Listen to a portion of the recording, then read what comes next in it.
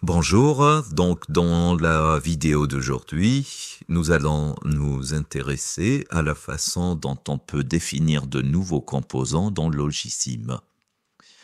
Et nous allons prendre comme exemple l'additionneur complet que nous avons vu la dernière fois, et nous allons voir comment en faire un composant qu'on va pouvoir réutiliser pour fabriquer ce qu'on appelle un additionneur à propagation de retenue et qui va nous permettre de réaliser des additions de nombres entiers, que ce soit sur 4 bits, sur 8 bits, sur 16 bits, sur 32 bits ou sur 64 bits.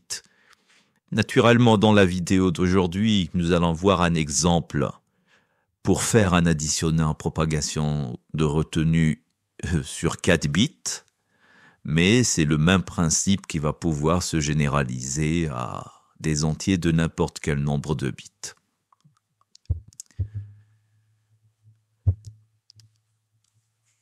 Alors, revenons un petit peu sur l'addition binaire. Donc, comme je l'ai dit, nous allons réutiliser l'additionneur complet pour en faire un composant qui va nous permettre de faire un additionneur à propagation de retenue sur 4 bits, pour additionner deux nombres sur 4 bits. Mais vous allez voir que c'est le même principe qui va se généraliser à n'importe quel nombre de bits. Donc là, j'ai deux nombres sur 4 bits, donc on avait vu au tout début que pour additionner les deux premiers bits du nombre, comme il n'y avait pas de retenue, on avait fait juste un circuit demi-additionneur. Donc, pour le rang 0, c'est-à-dire les deux premiers bits, on avait besoin juste d'un demi-additionneur. Mais par la suite, donc pour le rang 1, le rang suivant, il nous a fallu un additionneur complet. Et bien sûr, pour les rangs suivants, à chaque fois, il faudra un additionneur complet parce qu'à chaque fois, il y a possibilité qu'il y ait une retenue. Et en fait, ce que nous allons faire, le plus simple, plutôt que d'avoir un demi-additionneur pour le rang 0 et des additionneurs complets pour les rangs suivants, nous allons tout simplement, même pour le rang 0, utiliser un additionneur complet dans lequel on injectera tout simplement une retenue de 0.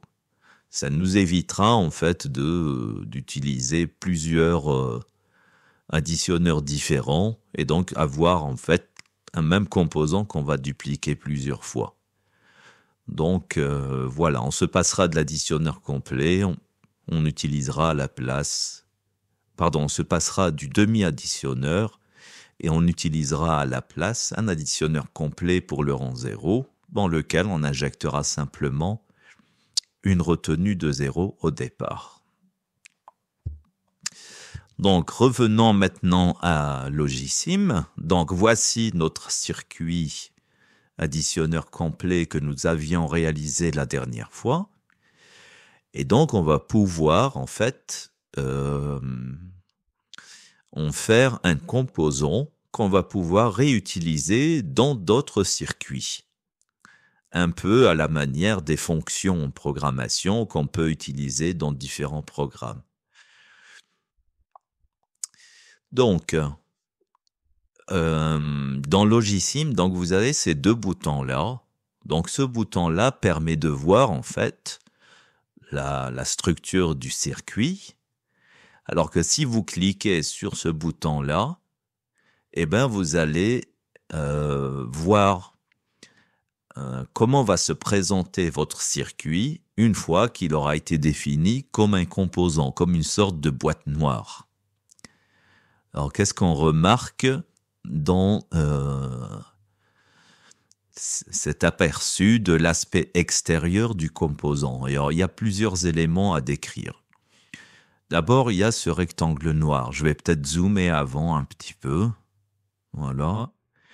Et je vais déplacer tout ça au centre de l'écran.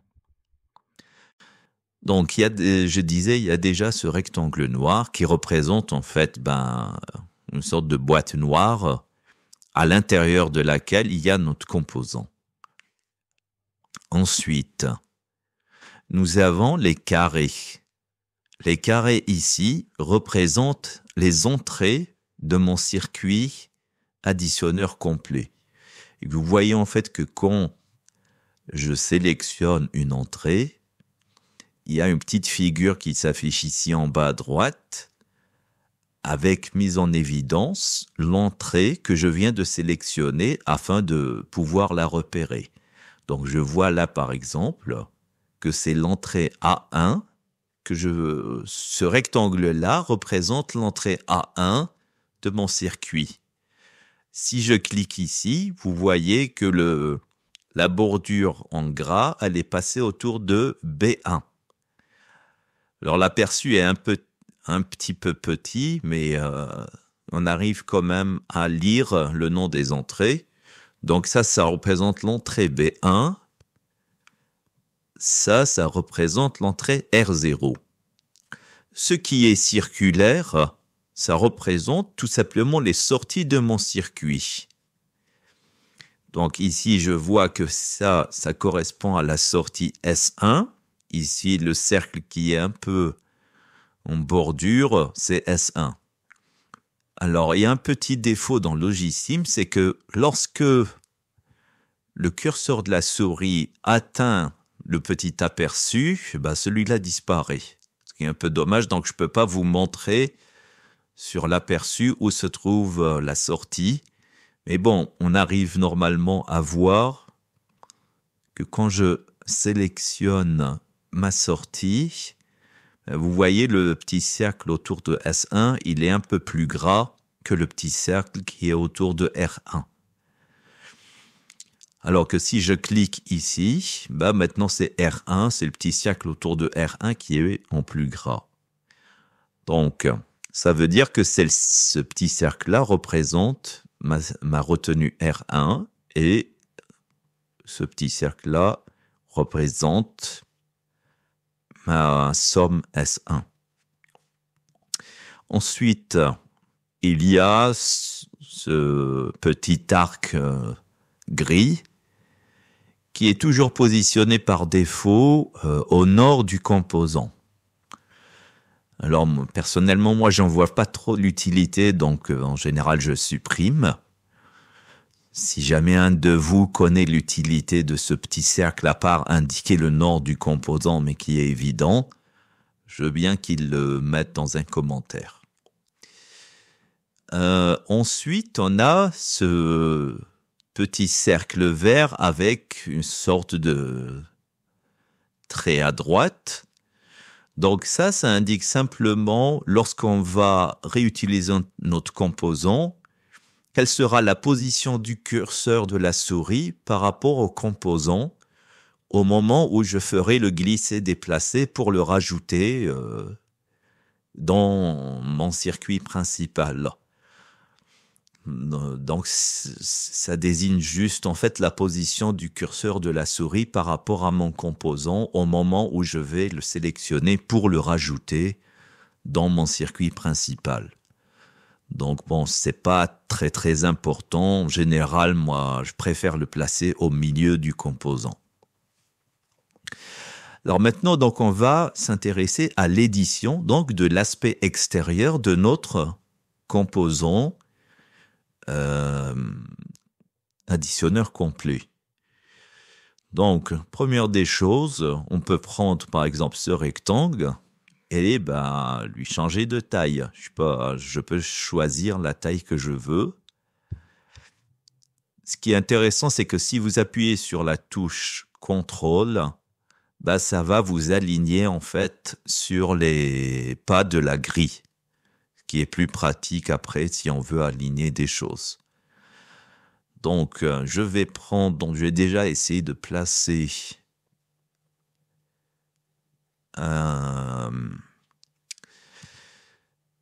ce petit cercle vert là un peu au centre. Voilà.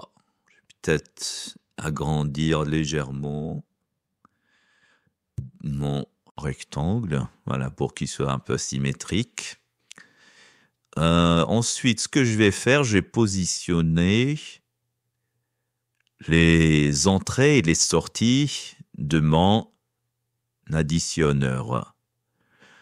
Donc là, on a dit que ça, c'était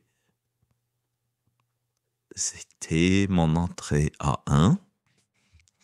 Ce que je peux faire, c'est de donner un nom à mes entrées. Donc, je peux aller cliquer ici sur la lettre A pour entrer un petit texte au-dessus de mon composant. Donc, comme ça, c'est l'entrée A1.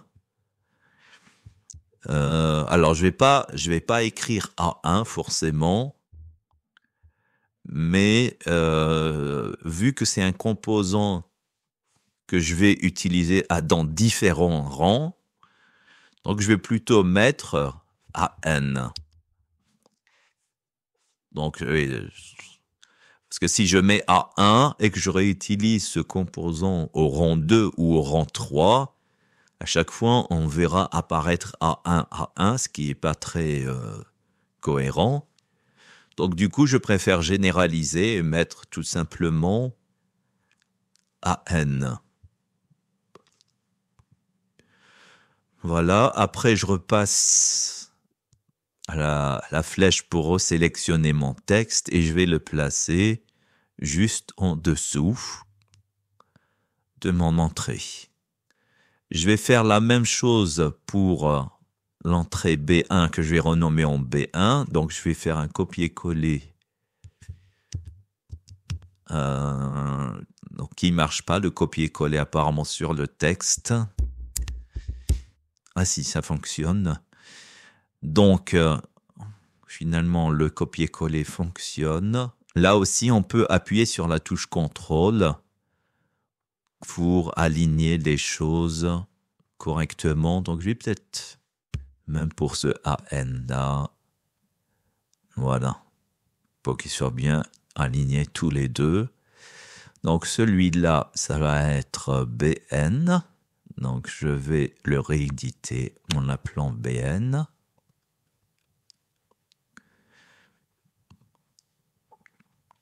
Et je vais essayer de repositionner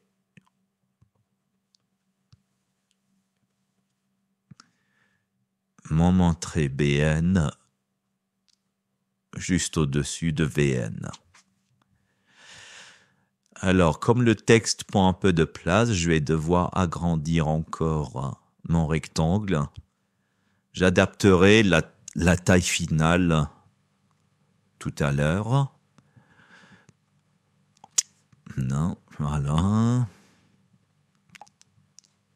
Donc ça, je l'amène pour le moment ici. Alors ça, c'était la retenue R0. Donc je vais appeler Rn-1. Donc j'ai essayé de faire un copier-coller du texte, CTRL-C, CTRL-V. Je maintiens la touche CTRL pour bien aligner. J'appuie sur l'icône A et j'appelle ça Rn-1, la retenue du rang précédent. Ensuite, je reviens sur la flèche pour bien positionner. Voilà. Alors, je vais peut-être même décaler tout ça ici. Voilà. Ensuite, les sorties. Alors, les sorties de mon composant,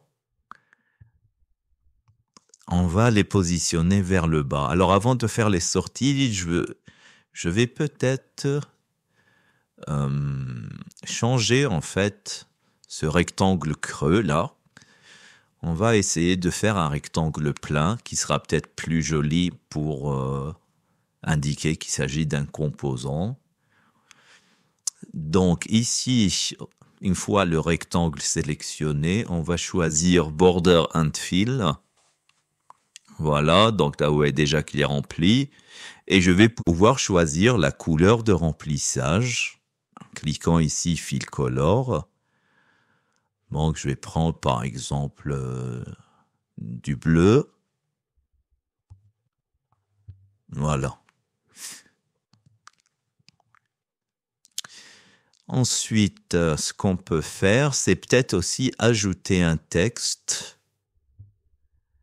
pour le nom de mon composant. Donc, mon composant, c'est un additionneur complet. Donc, je vais l'appeler AC, tout simplement. Et je vais prendre peut-être une taille de police un peu plus grande et en gras.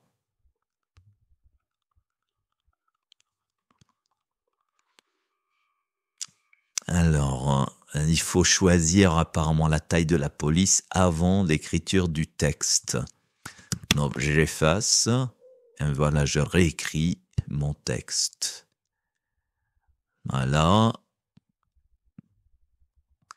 Bon, l'interface de l'édition de l'aspect externe du composant, elle est encore perfectible, je trouve. Mais bon, on arrive quand même à atteindre un peu ce qu'on veut faire.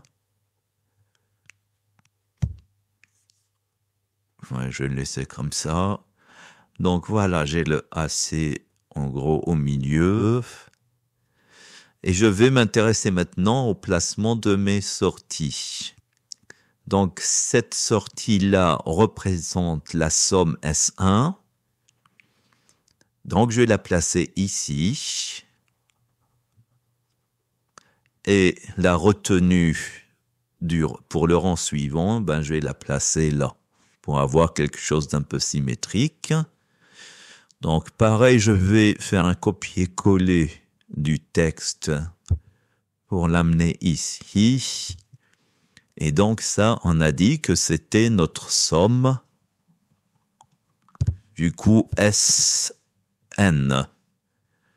Donc j'additionne AN et BN et ça me donne une somme SN. Et du coup, ça me donne aussi une retenue RN. Donc copier-coller. Et je positionne à l'aide de la touche CTRL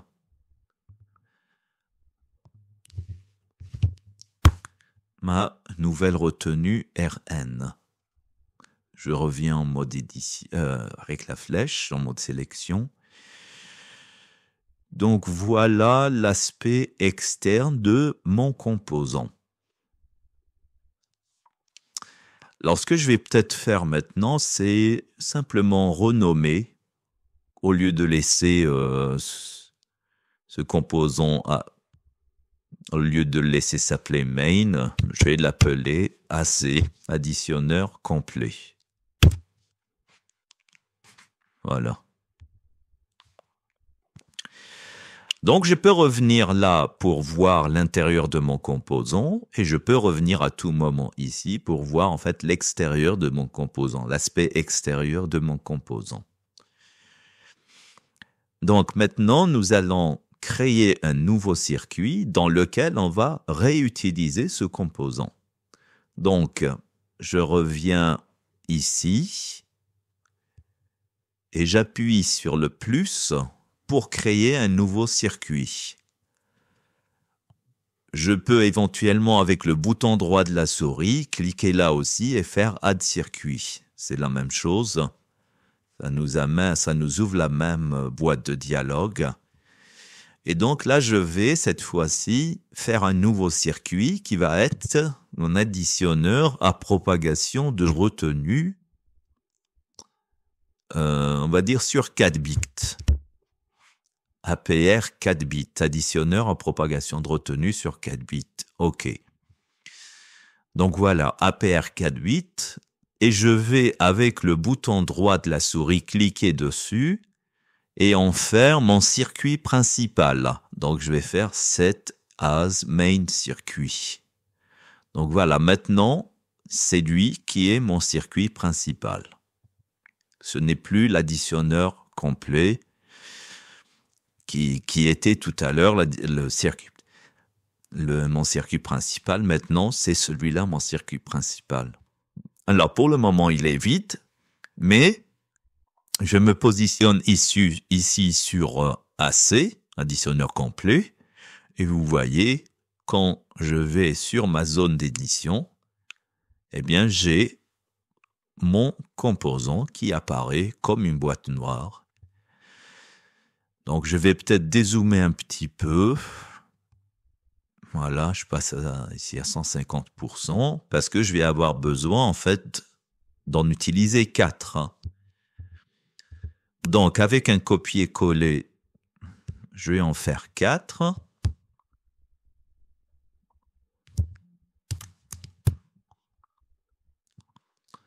Voilà, je vais repositionner un peu mieux, comme ça.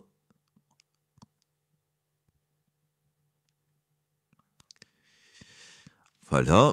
Et donc, il va me falloir un nombre sur 4 bits qui va représenter les entrées AN et un autre nombre sur 4 bits qui va représenter les entrées BN, donc les deux nombres que je veux additionner.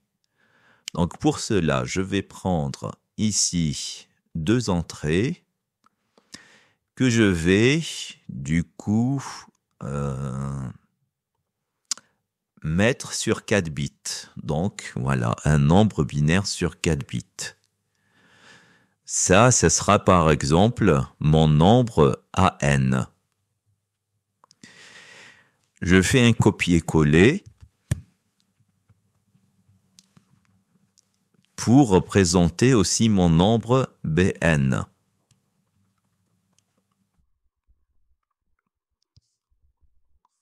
Voilà. Alors, comment je fais pour... je vais peut-être mettre un nom pour pas me tromper. Donc ça, on a dit que c'était mon nombre A. Et celui-là, ça va être mon nombre B. Donc celui-là, je devrais le relier aux entrées AN. Et celui-là, je devrais le relier aux entrées BN. Donc, ici, je vais mettre un petit label pour... Je vais mettre tout simplement A. C'est mon nombre A. Et ici, je vais mettre que c'est mon nombre B.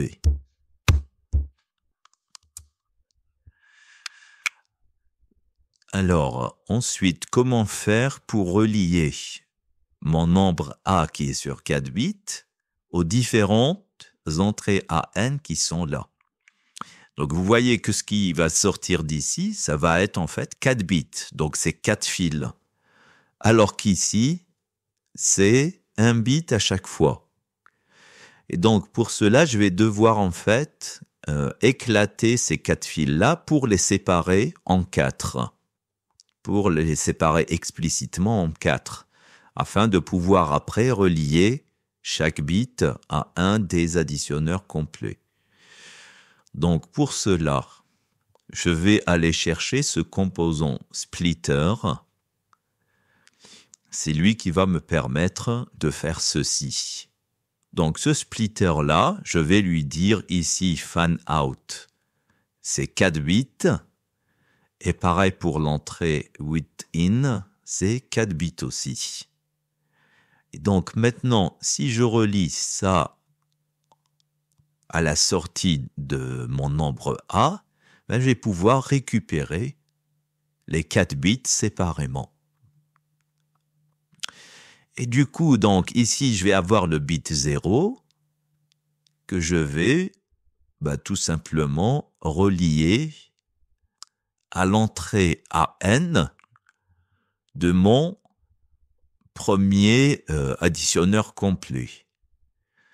Le bit 1, je vais le relier à l'entrée AN du deuxième additionneur complet et ainsi de suite.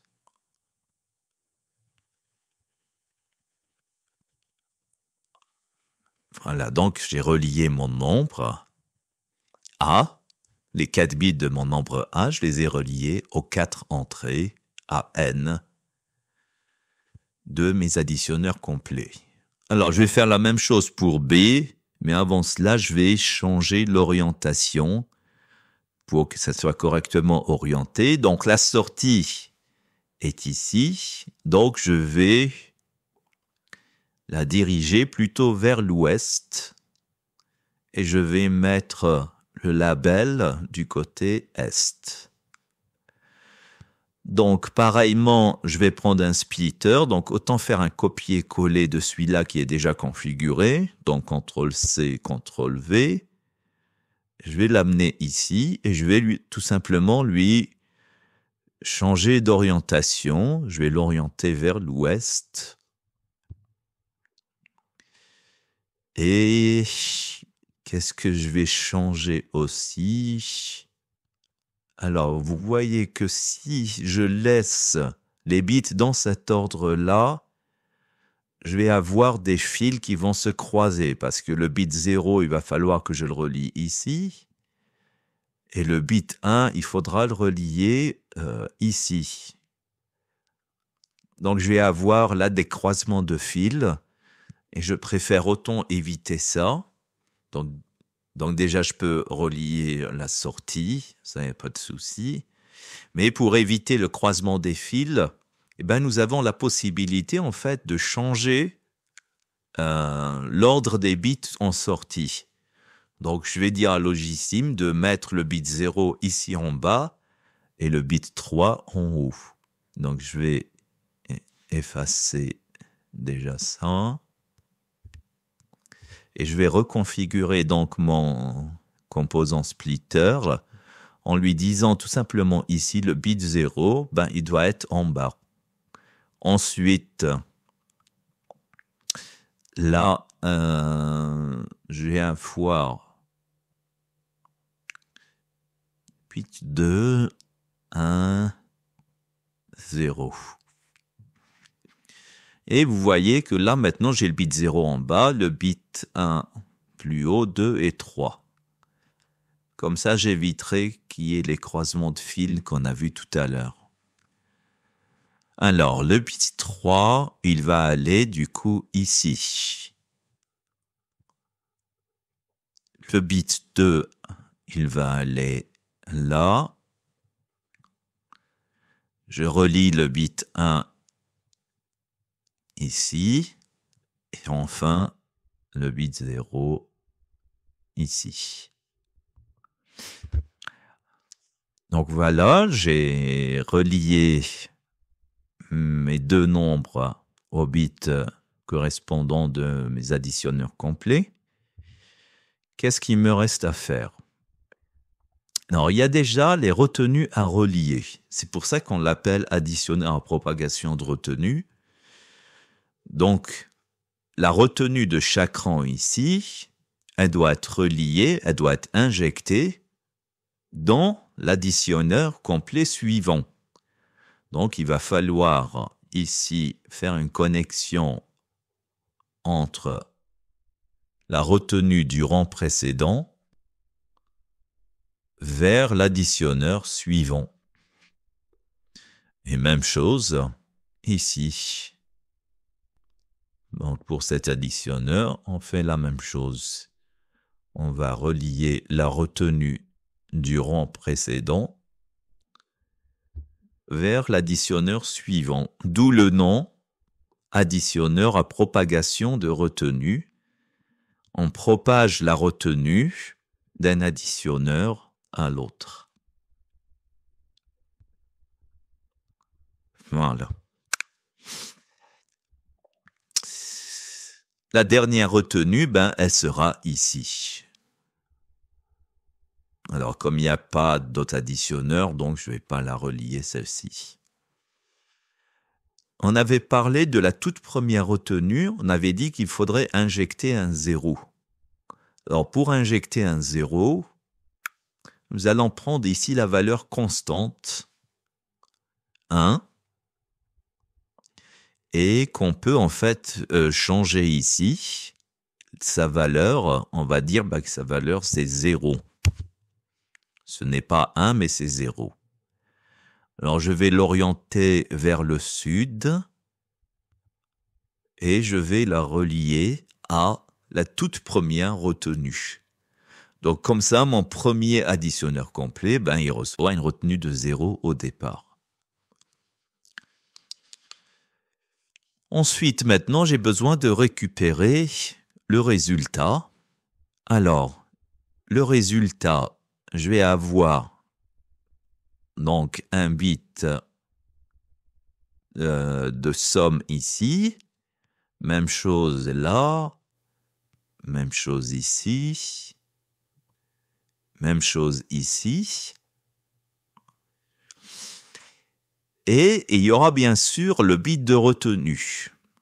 Donc, en réalité, quand on fait l'addition de deux nombres sur 4 bits, on obtient un résultat sur 4 bits, mais avec une retenue. Donc, ce que je vais faire ici pour bien visualiser le résultat, je vais tout simplement prendre une sortie sur 5 bits directement en rajoutant la retenue.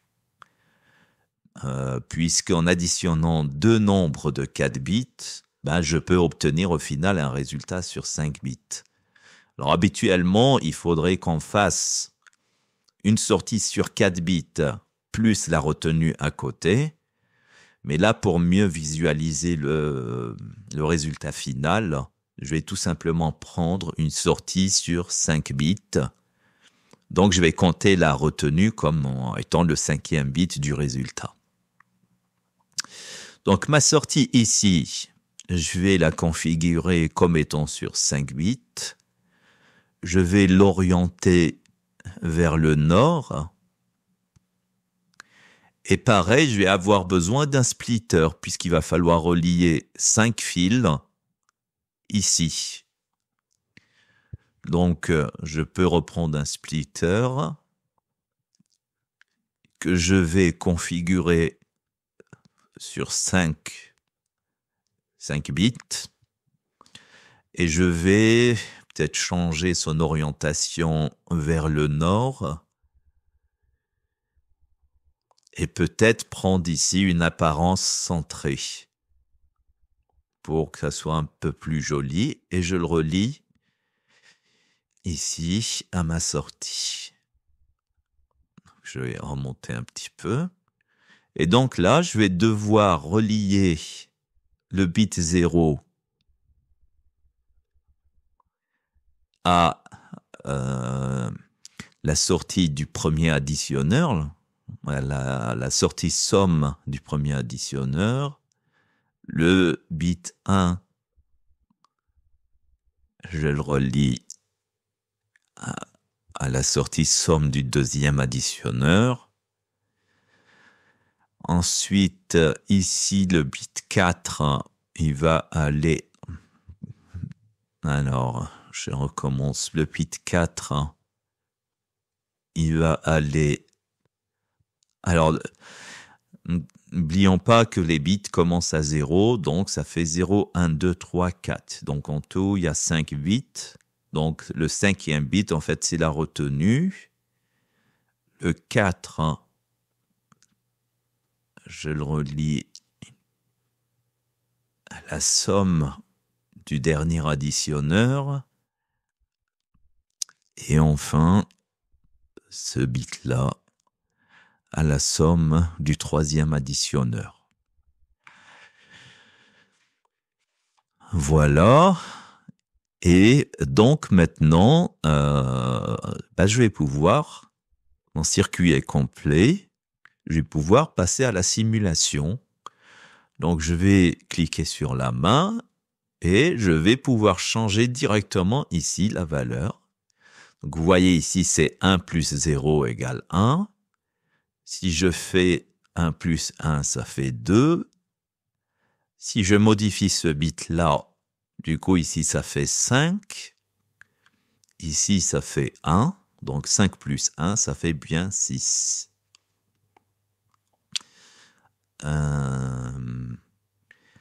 Alors, pour mieux voir les résultats directement en décimale, on peut utiliser ce qu'on appelle une sonde. Donc c'est cet élément-là. Donc je repasse en mode édition. Et je vais prendre ce composant-là probe, qui n'est pas vraiment un composant, mais en fait c'est une sonde. Quand on la relie à un fil, elle nous dit quelle est la valeur qui circule sur ce fil. L'avantage de cette sonde, c'est qu'elle est configurable. Ici, on peut choisir dans quel système de numération ça va nous afficher le nombre. Est-ce qu'on veut l'afficher en binaire, en octal, en décimal, signé ou non signé, même en hexadécimal? Alors, pour faciliter la lecture des valeurs, je vais prendre ici du décimal non signé, donc les entiers positifs en décimal. Je vais orienter ici vers le sud et je vais tout simplement relier ça à la sorte, au fil qui sort de mon entrée. Et là, vous voyez, j'ai la valeur en décimale. Alors, 1, ça se voit pas trop, mais si je prends par exemple, je repasse en mode simulation, si je clique là, 0101, ça m'affiche que c'est 5 en décimale. Si je clique là, c'est 13. Donc, je repasse en mode édition et je fais la même chose pour la valeur B. CTRL-C, CTRL-V. Donc, je l'amène ici. Je la relie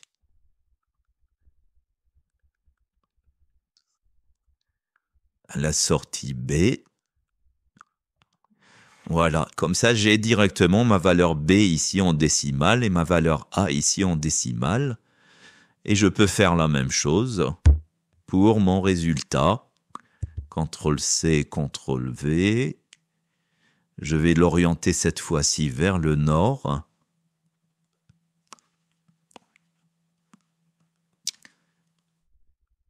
Et, ou plutôt non, pas vers le nord. Il faut que je le relie ici. Donc je vais peut-être placer plutôt mon composant ici et l'orienter vers l'est. Voilà, comme ça, j'ai mon résultat qui s'affiche ici. Donc, vous voyez, je repasse en mode simulation. 5 plus 13 égale 18. Donc, si je modifie, là, j'ai 13 plus 13 égale 26. 15 plus 13 égale 28. 15 plus 15 égale 30. Voilà, donc mon additionneur à propagation de retenue fonctionne correctement. 7 plus 7 égale 14 et ainsi de suite. 7 plus 6 égale 13.